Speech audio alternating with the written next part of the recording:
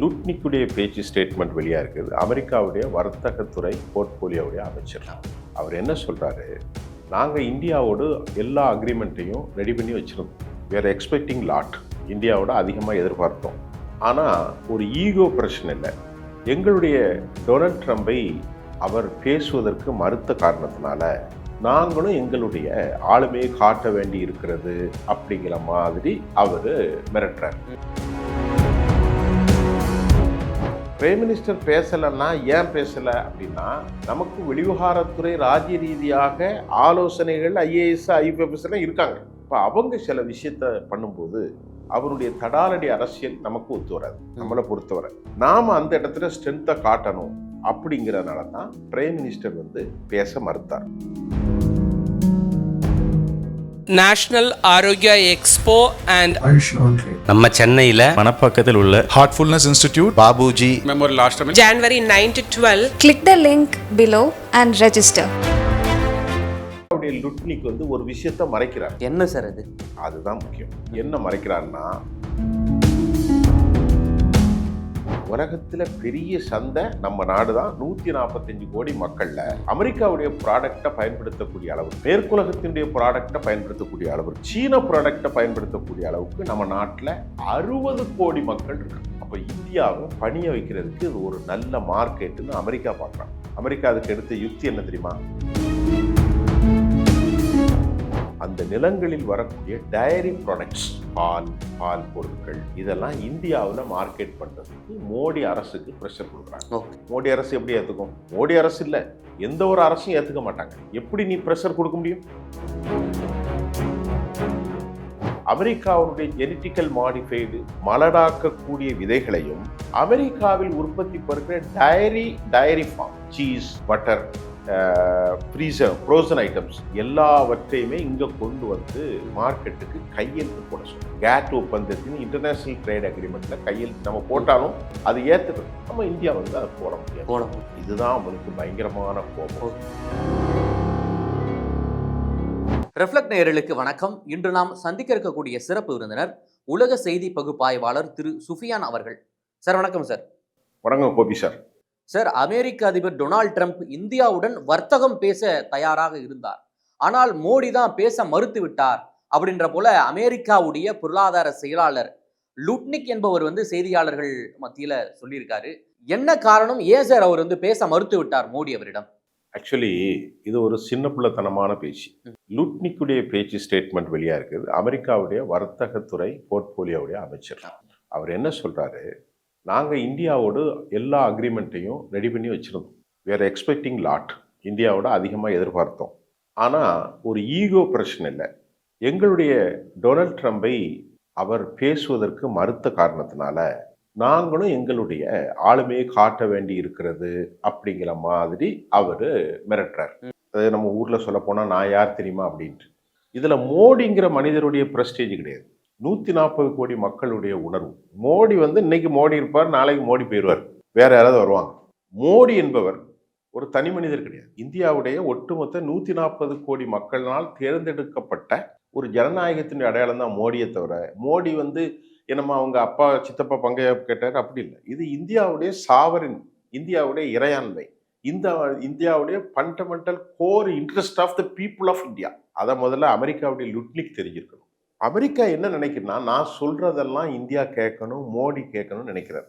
நமக்குள்ள we would have a kind the difference political perception and ideology. Modi எதிர்ப்போம், Modi ஆதரிப்போம். இது நமக்கு நாட்டுக்குள்ளது. வெளிநாடுங்கும் போது நாம எல்லாருமே யுனைட்டா தான் இருக்கணும். அதுதான் ஒரு தேசபக்தியின் விஷயம். லுட்னிக் என்ன சொல்றாருன்னா, 2 தடவை 3 தடவை ஃபோன் பண்ணி பிரைம் மினிஸ்டர் பேசலை. பிரைம் மினிஸ்டர் பேசலைன்னா ஏன் பேசலை அப்படின்னா, நமக்கு வெளிவிவகாரத்துறை ராஜ்ய ரீதியாக ஆலோசனைகள் ஐஏஎஸ் ஐபிஎஸ் எல்லாம் இருக்காங்க. இப்போ அவங்க சில விஷயத்த பண்ணும்போது அவருடைய தடாலடி அரசியல் நமக்கு ஒத்து வராது. நம்மளை பொறுத்தவரை நாம அந்த இடத்துல ஸ்ட்ரென்த்தை காட்டணும் அப்படிங்கிறதுனால தான் பிரைம் மினிஸ்டர் பேச மறுத்தார். ஒன்று.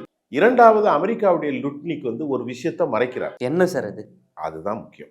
என்ன மறைக்கிறார்னா, இந்தியா ரஷ்யாவிடம் அதிகமாக 1.7 மில்லியன் பேரல்கள் பர்ச்சேஸ், 2% இருந்த நாம 37% இன்க்ரீஸ் ஆயிட்டோம் ரஷ்யாவுடைய பர்ச்சேஸ். அது அவனுக்கு முதல் கோபம். பிடிக்கல. இரண்டாவது கோபம் என்னவென்றால், இது யாரும் பேச மறுக்கிற ஒரு டாபிக். அந்த கோபத்தை விட முக்கியமான காரணம் ஒண்ணு இருக்கு, அது யாருமே பேச மறுக்கிறாங்க. என்ன சார் அந்த முக்கிய காரணம்? என்னன்னு கேட்கணும். இந்தியா உலகத்துல பெரிய மார்க்கெட், எல்லா பொருளையும் சந்தைப்படுத்திடலாம். ஒரு நாட்டுடைய பாப்புலேஷனே 1 கோடி 2 கோடி தான். இந்தியாவுடைய பாப்புலேஷன் 140 கோடி. இப்போ சைனால போய் சந்தைப்படுத்த முடியாது, ஏன்னா அவன் தான் சந்தைகளுக்கே பொருளை அனுப்புறான். ஆமா, அவனே ஒரு மிகப்பெரிய சந்தையாவே இருக்கான், உற்பத்தியாளர். ஆமா. அப்போ உலகத்துல பெரிய சந்தை நம்ம நாடு தான். 145 கோடி மக்கள்ல அமெரிக்காவுடைய ப்ராடக்டை பயன்படுத்தக்கூடிய அளவிற்கு, மேற்குலகத்தினுடைய ப்ராடக்டை பயன்படுத்தக்கூடிய அளவிற்கு, சீன ப்ராடக்டை பயன்படுத்தக்கூடிய அளவுக்கு நம்ம நாட்டில் 60 கோடி மக்கள் இருக்காங்க. 145 கோடி பேர்ல 60 கோடி பேர் மத்திய தர வர்க்கமும் அதற்கு மேலான வர்க்கம். இப்ப அமெரிக்காவில் ஒரு செல்போன் போடுறான்னு வைங்களேன், ஒரு ஆப்பிள், ஒரு கம்ப்யூட்டர், ஒரு டேப், ஆப்பிளுடைய வேற ஏதாவது மைக்ரோசாஃப்ட்வேர், அதை பயன்படுத்தக்கூடிய அளவுல 60 கோடி பேர் இருக்காங்க. 60 கோடிக்கு மேல எக்ஸீட் 80 crores இருப்பான். அப்ப இந்தியாவை பணிய வைக்கிறதுக்கு இது ஒரு நல்ல மார்க்கெட்டுன்னு அமெரிக்கா பார்க்குறான். அமெரிக்கா அதுக்கு எடுத்த யுக்தி என்ன தெரியுமா? பாயிண்ட் நம்பர் 1, ஜெனட்டிக்கலி மாடிஃபைடு விதைகள். அதை பல வருஷமா நீங்க பார்த்துருப்பீங்க, பீட்டி கத்திரிக்காய். ஆமா, ஜெனட்டிக்கலி மாடிஃபைடு விதைகளை இந்தியாவில் கொண்டு வந்து உன் நாட்டில் ஃபார்மிங்ல இதை கல்டிவேட் பண்ணு, விவசாய பண்ணைகள்ல இதை நீங்க விதைங்கன்னாங்க. அந்த விதைகளை நாம் ஒரு தடவை அமெரிக்காட்ட வாங்கிட்டா நிலம் மலடாக போய்விடும். நம்முடைய பாரம்பரிய ஆர்கானிக் நிலங்கள் இருக்கு பாருங்க, மலடா, தொழு உரம், சாணி உரம் போடுறதுக்கெல்லாம் இலாக்கு இல்லை. அது ஜெனட்டிக்கலி மாடிஃபைடு, இறைவன் படைத்த அந்த தன்மையிலிருந்து வித்தியாசமா மாறிடும். அதை அவன் உற்பத்தி பண்ணி கோடிக்கணக்கான பில்லியன்களுக்கு உலகம் முழுவதும் அனுப்புறான். இந்தியாவில் அதை கல்டிவேட் பண்ண சொல்றான். இந்தியாவில் ஃபார்மிங் கல்ச்சருக்கு அதை விதைக்க சொல்லிட்டு நிறைய ஈல்டிங் கிடைக்கும். அதற்கு நாம பண்ணும்போது இந்திய அரசு மறுக்கிறது. அதிகம் ஈல்டிங் கிடைச்சா இங்க மண்ணு மலடா போதே, அப்புறம் நம்ம நாட்டுல ஒண்ணுமே இல்லாம போயிருவேன். ஆமா. ரெண்டாவது என்னன்னா, அமெரிக்காவில் ஒருவனுக்கு இடம் எவ்வளவு இருக்குன்னா 100 ஏக்கர் இருக்கும். இப்ப நம்ம நாட்டுல தஞ்சாவூர், திருச்சி, திருச்செந்தூர், இந்த பக்கம் தூத்துக்குடி, திருநெல்வேலி, ராமநாதபுரம், எல்லா இடங்களிலும் நீங்களே ஒரு விவசாயி பார்த்துருப்பீங்க, 1/2 ஏக்கர் வச்சிருப்பான். 1/2 ஏக்கர், 1 ஏக்கர் 30 சென்ட். 1/2 ஏக்கரை விட கம்மியா வச்சிருப்பான். 20 சென்ட்லயும் ஒரு சின்ன முருங்கை மரம் ஒண்ணு நிற்கும், அதுல ஒரு பாலுக்கு ஒரு மாடு நிற்கும், ஒரு விதவை வானபாத்தம் பூமி அப்படின்ற போல வச்சிருப்பான். அதுல கொஞ்சம் மரங்களை வச்சு அதுல ஒரு பால் வச்சு அந்த வயசான பெண்கள் அதை கறந்து கொண்டு வித்து சாப்பிடக்கூடிய ஒரு சொசைட்டி. அப்படி நாங்க பார்த்தா 70 கோடி மக்கள் இன்றைக்கு இந்திய விவசாயிகள் இருக்காங்க. அமெரிக்கா என்ன செய்ய போடுறான்? அமெரிக்காவுடைய கன்சியூம் மொத்தமே 30 கோடி தான். அமெரிக்காவில் ஃபார்ம்லேண்ட்ஸ் டெக்சஸ், அட்லாண்டா, அந்த பக்கம் இருக்கக்கூடிய எல்லா பகுதியிலும் ஏராளமான நிலங்கள் இருக்கு. அந்த நிலங்களில் வரக்கூடிய டயரி ப்ராடக்ட்ஸ், பால் பொருட்கள், இதெல்லாம் இந்தியாவில் மார்க்கெட் பண்றதுக்கு மோடி அரசுக்கு ப்ரெஷர் கொடுக்குறாங்க. மோடி அரசு எப்படி ஏத்துக்கும்? மோடி அரசு இல்ல, எந்த ஒரு அரசும் ஏத்துக்க மாட்டாங்க. எப்படி நீ ப்ரெஷர் கொடுக்க முடியும்? நம்ம நாட்டில் இருக்கக்கூடிய ஒரு சாதாரண விவசாயிகள், நம்ம நாட்டில் இருக்கக்கூடிய ஒரு சாதாரணவங்க ஒரு 1/2 லிட்டர் 1 லிட்டர் பாலை கறந்து அந்த பால்ல இருந்து தயிரை வச்சு வெண்ணெயை வச்சு நம்ம மார்க்கெட்ல கூட நீங்க பார்க்கலாம். நம்ம எல்லா ஊர்லயும் பார்க்கலாம், எல்லாம் விற்கிறாங்க. பால் கறந்து விற்பாங்க, அதுல நமக்கு கிடைக்கும். 2 ஆடை வச்சு விற்பாங்க, அதுல ஏதாவது கிடைக்கும். ஒரு முருங்கை மரம் நிற்கும், அதுல 2 முருங்கலையை பிச்சு சாப்பாடை ஓட்டக்கூடிய ஒரு 70 கோடி மக்கள் வாழுகிற இந்த தேசத்துல அமெரிக்காவுடைய ஜெனட்டிக்கல் மாடிஃபைடு மலடாக்கக்கூடிய விதைகளையும் அமெரிக்காவில் உற்பத்தி பெறுகிற dairy farm, cheese, butter, frozen items எல்லாவற்றையுமே இங்க கொண்டு வந்து மார்க்கெட்டுக்கு கையெழுத்து போட சொல்றோம். கேட் ஒப்பந்தத்தின் இன்டர்நேஷனல் ட்ரேட் அக்ரிமெண்ட்ல கையெழுத்து நம்ம போட்டாலும் அது ஏத்துக்கணும். நம்ம இந்தியா அதை போட முடியாது. இதுதான் அவனுக்கு பயங்கரமான கோபம். அதைத்தான் லூட்னிக் என்ன சொல்றான், அமெரிக்காவுடைய வர்த்தகத்துறை மினிஸ்டர் லூட்னிக் என்ன சொல்றாருன்னா, we had been waiting long, ரொம்ப நேரமா வெயிட் பண்ணோம், ஆனா Modi did not contact or connected us, எங்களை கனெக்ட் பண்ணல. அதனால நாங்க பொறுத்து பார்த்தோம். அதை கனெக்ட் பண்ணியிருந்தா முதல் அக்ரிமெண்ட் இந்தியாவுக்கும் அமெரிக்காவுக்கும் இடையிலே முடிஞ்சிருக்கும். பைத்தியக்காரத்தனம் பண்ணிட்டாங்கிற மாதிரி நம்மள அவன் விளையாட்டு போடுறான். புரியுதா உங்களுக்கு? ஆனால் இந்தியா டெலிபரேட்டாத்தை தான் மோடி அரசும் ஜெய்சங்கரும் அதை நீக்கினார். நான் மறுபடியும் சொல்றேன், மோடிக்கு ஆதரவாக பேசல, இது இந்திய அரசின் நிலைப்பாடு. இது மோடி நிலைப்பாடோ ஜெய்சங்கருடைய நிலைப்பாடோ இல்லை. சுயாதீனமாக இருக்கக்கூடிய செல்ஃப் ரிலைன் கொண்ட சுயாதீனமான ஒரு தேசம் இந்திய தேசம். இதுல மோடி மட்டும் கிடையாது, அவரும் ஒரு ஆள் தான். அவருக்கு அதிகாரம் கொடுக்கப்பட்டிருக்கு. ஓகே. இது இந்திய மக்களுடைய சாவரி. என் நாட்டுல வாழ்ற 70 பேர் குப்பனும் சுப்பனும் மாயாண்டியும் நல்லம்மாவும் பொன்னம்மாவும் ஒரு மாட்டை வச்சு பால் கறந்து விற்பா. அதுக்கு மண்ணள்ளி போடுற மாதிரி அமெரிக்கா அந்த அக்ரிமெண்ட் போட சொன்னா எப்படி போடுவோம்? அவன்கிட்ட உற்பத்தி அதிகரிச்சிட்டு. யாருக்கு? அமெரிக்கா. அவன் சந்தைப்படுத்தணும். ஐரோப்பா பயன்படுத்திக்க பாக்குறாங்க. சந்தைப்படுத்துறதுக்கு ஐரோப்பா நாடுகள்ல எவ்வளவு பண்ணுவீங்க? சுவிட்சர்லாந்துலாம் 1 கோடி 1.5 கோடி தான் பாப்புலேஷன். அவன் நாட்டிலே டைரி ஃபார்ம்லாம் இருக்கு. அதுக்கு இந்தியாவை அழுத்தம் கொடுத்துறதுக்கு தான் மை ஃப்ரெண்ட் அது இதுன்னாரு. நம்ம ஆளுக்கு பிறந்த நாளுக்கு வாழ்த்து தெரிவிச்சாரு, தீபாவளிக்கெல்லாம் வாழ்த்து தெரிவிச்சாரு. அதெல்லாம் அமெரிக்கா அப்படித்தான் சார், அவனுடைய நாடே அப்படித்தான் சார். இது அவனுக்கு பெரிய சிக்கல். இதுல அடுத்த சிக்கல் ஒண்ணு இருக்கு. என்ன சார் கேள்வி இருக்கா? கண்டிப்பா இருக்கு. ஏன்னா இப்போ ஒரு 500% வரியை போட போறேன் அப்படின்ற போல ஒரு மிரட்டல் விடுத்துன்னு இருக்காரு. 500% வரி போட போறேன்னு சொல்லிட்டு டொனால்ட் ட்ரம்ப் ஒரு மிரட்டல் விடுத்திருக்காரு. அதுக்கும் இந்தியா மையாம தான் இருக்கு. அதற்கு எந்த ஒரு பதிலும் பெருசா எந்த ஒரு பதிலும் கொடுக்கல, நாங்க சமாளிச்சுப்போம் அப்படின்றப்பதான் சொல்றாங்க. ஆனா இந்த அமெரிக்காவுக்கு பயந்த பல நாடுகள் இதுக்கு ட்ரம்போட பேசிட்டு இருக்காங்களே சார். இப்போ இந்தோனேஷியா, பிலிப்பைன்ஸ், வியட்நாம் எல்லாம் பேசுது. இப்போ நம்ம மோடி இவர்கிட்ட பேசலாம்ல, அப்படி பேசினா நம்மளுக்கு அந்த 500% வரி குறையும் இல்லை அப்படின்ற போல ஒரு விமர்சனம் வைக்கப்படுதே சார். பேசாம இருப்பாங்களா? இந்தியாவுடைய வெளிவிவகாரத்துறை பேசாம இருப்பாங்களா? ஏற்கனவே 8 முறை ட்ரம்ப் மோடி கூட பேசிட்டு தான் இருக்காரு அப்படின்ற போல. ஃபினான்சியல் இயர் 2025 எத்தனாவது இயர்? ஃபினான்சியல் 2025 போன வருஷம் 24 25 இப்ப 25 26 அதுல எவ்வளவு பிசினஸ் நடந்திருக்குன்னு நினைக்கிறீங்க? நமக்கு அமெரிக்காவுக்கும் 220 பில்லியன் அமெரிக்க டாலர் வர்த்தகம் நடந்திருக்கு. எத்தனை பில்லியன்? 220. அந்த வர்த்தகம் இப்போ குறைஞ்சி இப்போ 2 மாசம் தான் ஆச்சு. அதுக்கு முன்னாடி அவ்வளவு வர்த்தகம் நடந்திருக்கு. அந்த வர்த்தகத்துல நாம நாட்டில இருந்து டெக்ஸ்டைல்ஸ், எலக்ட்ரானிக் கூட்ஸ், ஆயத்த ஆடைகள், காட்டன்ஸ், அது மட்டும் இல்லாம ஏராளமான மிஷினரிகள், செல்போன் சைனால இருந்து போகல, இந்தியாவில இருந்து தான் எலக்ட்ரானிக் கூட்ஸ்ல செல்போன் போயிட்டே இருக்கு. இது அல்லாம குஜராத் சூரத்திலிருந்து ஆபரண தங்கம் 1 லட்சம் கோடி, டெக்ஸ்டைல் 1 லட்சம் கோடி. இப்ப நம்முடைய பிசினஸ் மொத்தம் மஞ்சள்ல இருந்து எல்லாமே அவங்களுக்கு எதெல்லாம் தேவையோ ஒரு 4.5 லட்சம் கோடி பிசினஸ் பாதிச்சுட்டு நமக்கு பாதிப்பு. நமக்கு அவனுக்கு என்னன்னா அவன் ஏர்கிராஃப்ட்ல உள்ளது சில டெக்னாலஜி சில ஆப் எல்லாம் நமக்கு அனுப்பிக்கிட்டு இருக்கான். இப்ப நாம அமெரிக்காவும் 500 பில்லியன் டாலர் வர்த்தகத்தை இன்னும் ஒரு 4 வருஷத்துல எதிர்பார்த்திருக்கோம். எவ்வளோ? இப்ப எவ்வளவு பிசினஸ் நடக்கு? 220 billion US dollar. Okay. So subject to corruption கொஞ்சம் மாத்திக்கலாம். அதுல ஒரு $5 முன்ன பின்ன இருக்கலாம். விட்டுருக்கு, அதை விட்டுருக்கு. 5 பில்லியன் ஒரு 200 பில்லியன் 203 205 210 பில்லியன் அளவுக்கு நமக்கு நடந்திருக்கு. பினான்சியல் இருக்கு, நமக்கு டார்கெட் இருக்கு. அப்போ என்ன நினைக்கிறான்னா, உன் நாட்டுல இருந்து 200 பில்லியன் 100 பில்லியன் எவ்வளவு ஆச்சு? 100 பில்லியன்னா பிசினஸ் ஒட்டுமொத்த பிசினஸ்மே 2 நாடுகளுக்கும் இடையிலே பாத்தீங்கன்னா ஒரு 18 லட்சம் கோடி வருது. 200 பில்லியன் 2 நாட்டுக்கு இடையில. அதுல நாம ஒரு 7-8 லட்சம் பிசினஸ் பண்ணியிருக்கோம் இந்த வருஷம். நமக்கு இழப்பா அப்படின்னா உண்மையிலேயே இழப்பு தான். எப்படி இழப்பு? ஈரோட்டில் இருக்கிற இழப்பு, திருப்பூர்ல இருக்கக்கூடிய இழப்பு, கோவை, நாமக்கல் இழப்பு. ஜிஎஸ்டி மாடிஃபிகேஷன்லாம் பண்ணாங்களே, அதில் இல்லை, ஜிஎஸ்டிக்கு இதுக்கு இது எக்ஸ்போர்ட், அதுக்கு விஷயம் இல்லை. அது மட்டும் இல்லாமல் சூரத்தினுடைய இழப்பு. ஏன்னா சூரத்தில் ப்ரிசியஸ் மெட்டல், இந்த கல் இருக்கு பாருங்க, வைரக்கல், இதெல்லாம் நிறைய போகுது. அதை மாதிரி அங்கே உள்ள ஆபரண தங்கங்கள் நிறைய போகுது, கழுத்து அணிகக்கூடிய நகைகள் நிறைய போகுது. நமக்கு பெரிய சங்கடம் தான், இல்லைன்னு சொல்லலை. ஆனாலும் இந்தியா தெளிவான முறையில் இருக்கிறதுக்கு சில காரணங்களை இந்தியா வச்சிருக்காங்க. அது மோடி மட்டும் எடுக்கிறது இல்லை, இந்தியாவுடைய எக்கனாமிக்ஸ் அந்த காரணங்களை எடுத்திருக்காங்க. அமெரிக்காவுக்கு என்ன கோபம்னு பேசினாப்புல 2வது ஒரு விஷயத்த சொல்ல மறந்தேன், அதை இந்த தொடர்ச்சியா சொல்லிடுறேன் கோபி சார். இந்த வரி முதல்ல எவ்வளவு போட்டாங்க? 25 50 ஆயிடுச்சு. அதுக்கப்புறம் 50 எதுக்கு போட்டாங்க? 25 + 25 பெனால்டி.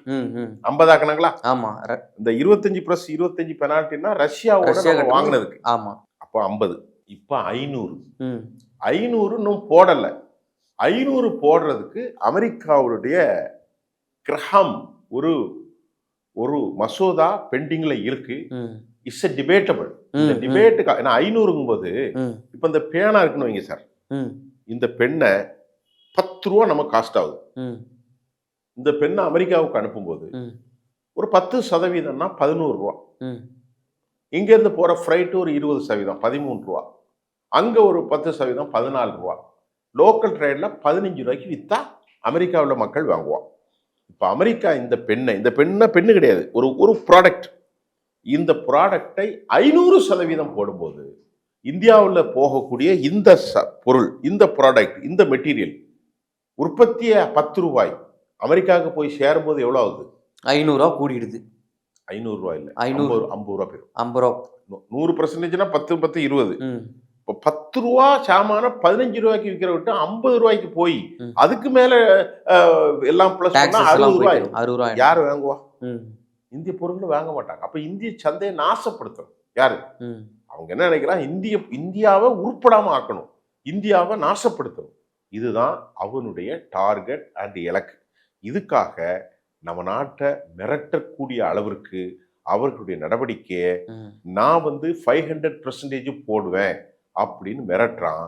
இப்ப இதுக்கு இடையில இவனை கட்டுப்படுத்தணும் அப்படின்னா ஒரு முடிவு எடுத்துட்டான்.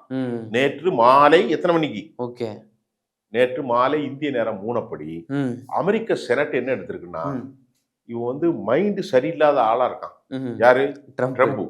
அந்த நாட்டுல என்ன சொல்லுங்க, இன்ஸ்டெபிலிட்டி, அதாவது அவர் ஸ்டேபிளான ஆளா தெரியல. he want to consulted, he must consult with யாரு? உளவியல் ரீதியான டாக்டர்ஸ்ட பார்க்கணும்.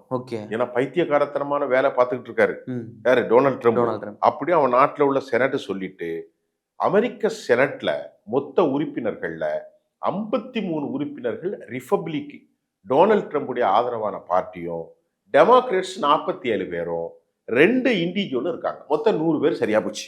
இதுல என்ன நடந்திருக்குன்னா, எல்லா நாட்டையும் அடிச்சார்ல, வெனிசுலால போய் ராக்கெட் இறங்கினார்ல, இப்ப ஈரானை மாட்டிக்கிட்டு இருக்காரு இல்லையா? இனி பார்லிமெண்ட்ல நீ கேட்காம உனக்கு எந்த நடவடிக்கையும் எடுக்க கூடாதுன்னு ஓட்டெடுப்பு வச்சு அந்த ஓட்டெடுப்புல தோத்து போனார். யாரு? Donald Trump. தோத்ததுனால என்ன ஆகுறது? இனி 5 பேர் ரிபப்ளிக் அவன் சொந்த எம்பிஏ சட்டத்தரணையே மாத்தி திரும்பி இருக்கான். அவனை பிடிச்சி திட்டிருக்கான். எப்படா நீ எனக்கு ஓட்டு போட? நம்ம ஒரு பாலிசில ஏன்னா எப்படி எனக்கு எதிராக போடணும்? அவன் கண்டுகிட்ட இல்ல. நீ பைத்தியகரத்தனமா நாட்டை ஆட்சி பண்ணா நான் எங்க போடுறது அப்படின்ட்டு அவன் பதில் சொல்லிட்டான். இப்போ அவரை கண்டெயின் பண்றது. இப்ப நம்ம நாட்டை பொறுத்தவரை அடுத்து அவனுக்கு என்ன கோபம்னா, நம்ம உடனே என்ன செஞ்சோன்னு ஒரு முக்கியமான விஷயம் மறந்துருப்பீங்கன்னு நினைக்கிறேன். என்னங்க சார்? ஆப்கானுடைய முத்தாக்கி நம்ம வர வச்சோம். அந்த பீரியட் தான் நம்ம பேசியிருக்கோம். வெளியுறவுத்துறை அமீர் கான் முத்தாகி அது அவனுக்கு எதிரானது. யாருக்கு எதிரானது? அமெரிக்கா. எப்படி? எந்த வகையில சார்? எந்த வகையிலன்னா, ஆப்கானிஸ்தானை விட்டு போய் கேவலப்பட்டு தோத்தது ஒரு பக்கம் 18 வருஷம். அங்க இருக்கிற பொக்ராம்ங்கிற ஒரு பெரிய தளம் இருக்கு, ஏர்பேஸ். அந்த ஏர்பேஸை எனக்கு தான் கேட்கறான். அவன் எப்படி கொடுப்பான்? பிரிட்டிஷ்காரன் நம்ம நாடை விட்டு போயிட்டான், காந்தி கையிலையும் நேரு கையிலையும் கொடுத்துட்டு. இப்போ நம்ம நாட்டோட மெட்ராஸ்ல சூளமேடை கொடுன்னா கொடுப்பான், எப்படி அண்ணா நகர கொடுன்னா கொடுப்பான். நான் அங்க பிளைட் இறக்கிடுவேன். மீனம்பாக்கம் ஸ்டேஷன்ல ஒரு அரைப்பகுதி இத்தனை கொடுப்பான். பைத்தியக்காரன். ஏன்னா சைனாவுக்கு செக் வைக்கிறது. நல்லா புரியுதா உங்களுக்கு? நாம 2வது ஒண்ணு செஞ்சோம். புட்டினை வரவேட்டோமா இல்லையா? எந்த புட்டின்? ரஷ்யா வந்தார் இல்லையா? 2 நாள் இருந்தாரு. இது அவனுக்கு எதிராக சமீட்சையா பார்த்தான். கோபத்தின் உச்சத்துக்கு போயிட்டான். மோடி 5 லட்சம் 7 லட்சம் பிசினஸ் டல் பண்ண போறோம், கவலைப்படல. புட்டினை கூப்பிட்டு விருந்து கொடுத்து பெரிய அக்ரிமெண்ட்லாம் நம்ம போட்டோம். நான் அதை பத்தி நான் பேசிட்டேன். நம்ம ரிஃப்ளெக்ஸ்ல நம்ம ரிஃப்ளெக்ட் தமிழ்ல நான் பேசியிருக்கேன். நம்ம F-35 அப்புறம் நம்ம F-35 அவன் தர்றேன்னு சொல்லி நம்ம வேறான்னு சொல்லிட்டோம். இல்ல எல்லாரும் காத்து கிடக்கான். துருக்கி காத்திருக்கான், சவுதி அரேபியா காத்துட்டு இருக்கான். இவன் இந்தியாவுக்கு F-35 கொடுத்தா வேணான்னு சொல்றான். உலகமே காத்துன்னு இருக்கு. ஆனா காலை எடுக்கலையே இவரு. நான் மோடிக்க பேசல, இந்தியாவுக்காக தான் பேசுறேன். இந்தியாவுக்காக. இது மோடினா மோடியுடைய முடிவு இல்ல, இந்தியாவின் முடிவு. அப்ப நம்ம MK-1 அடுத்தாங்கள சந்திக்க போறோம். வேணாப்பா F-35 நீ வச்சுக்கிட்டோம். ரஷ்யாவோட டிஃபென்ஸ் அக்ரிமெண்ட் எல்லாம் போட்டோம். ரஷ்யா என்ன சொல்றாங்கன்னா, நமக்கு டெக்னாலஜி சப்ளை பண்றான். ரஷ்யாட்ட நம்ம வாங்குற சாமானுக்கு டெக்னாலஜி நமக்கு தந்துடுறான். அமெரிக்காக்காரன் அவன் தரமாட்டான். அவன் தர்ற ஃபிளைட்டை அவன் தான் மெயின்டைன் பண்ணணும், அதுக்கு சம்பளம் கொடுக்கணும். இப்போ நம்ம எப்படி அவன்கிட்ட வாங்குறது? அதனால இந்த மாதிரி விஷயங்கள், ஜெனட்டிக்கலி மாடிஃபைடு விஷயங்கள்லாம் சேர்த்து இப்போ 500% சொல்றான். ஆனா அமெரிக்கா செனட்லயும் ம். அமெரிக்கா காங்கிரஸுக்கும் இந்தியாவுக்கு ஆதரவான அலை இருக்கு. ஏன்னு கேட்டீங்கன்னா ம். அமெரிக்காவில் H1B1 விசாவை போட்டு 80 லட்சம் பேர் நம்ம படிக்கணும்னு போட்டா இல்லையா, ம். அமெரிக்க செனட்டர்கள் கொதிச்சுட்டாங்க. ம். இந்தியா வந்து பாகிஸ்தான் மாதிரி கிடையாது, இது ஒரு அஹிம்சா தேசம், ரொம்ப பீஸ் சொசைட்டி. நம்ம ஆளுங்களுக்கு அவன் எவ்வளவு சம்பளம் கொடுக்குறான்னு தெரியுமா சார்? ம். மிஞ்சி மிஞ்சி போனா $5000-6000 அமெரிக்காவில். இந்திய மதிப்புக்கு எவ்வளவு தெரியுமா? கிட்டத்தட்ட 50-45 4.5 லட்சம் ரூபா. இப்போ அமெரிக்காவில் போய் இங்கேருந்து வேலை பார்க்க போறானே, அவனுக்கு சம்பளம் எவ்வளவு தெரியுமா? 4.5 லட்சம் ம். குறைஞ்சபட்சம். ஆனா அமெரிக்கால இருந்து அவன் வேலை பார்த்து எவ்வளவு தெரியுமா? $12,000 $15,000.